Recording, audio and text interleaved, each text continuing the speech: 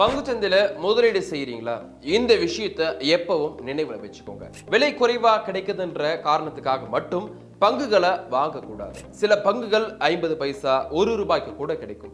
அப்படிப்பட்ட பங்குகள் வாங்குறத தவிர்க்கிறதே நல்லது. ஏன்னா ரொம்ப சில சமயங்கள்ல மட்டும்தான் இதோட மதிப்பு உயரும். அதே நேரத்துல இந்த பங்குகளோட விலை சில சமயம் 0 கூட ஆகலாம். அதனால விலை குறைவுன்ற காரணத்துக்காக மட்டும் பங்குகளை வாங்கவே கூடாது.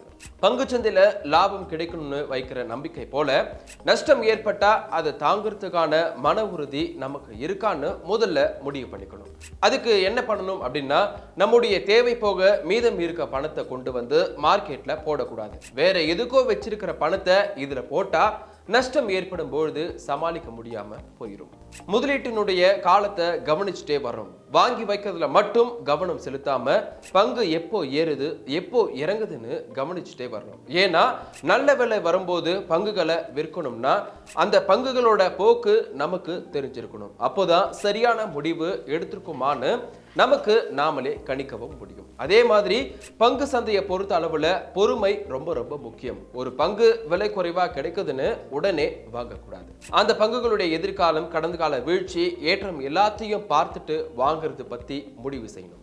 விற்கும் பொழுதும் அப்படிதான். விலை ஏறுதுன்னு உடனே விற்க கூடாது. எந்த அளவுக்கு விலை ஏறுன்னு தொடர்ந்து கவனிச்சுட்டே விற்றா நஷ்டங்களை தவிர்க்கவும் முடியும். இதுக்கெல்லாம் பொறுமை ரொம்ப முக்கியம். நஷ்டம் தர பங்குகளை சில பங்குகள் சரிவை சந்திச்சுட்டே இருக்கலாம். அப்படிப்பட்ட பங்குகளுக்கு ஏற்றம் இருக்காதுன்னு தெரிஞ்சா அதை விற்கிறதே நல்லது. இல்லைன்னா கூடுதலா நஷ்டத்தை சந்திக்க வேண்டியது இருக்கும்.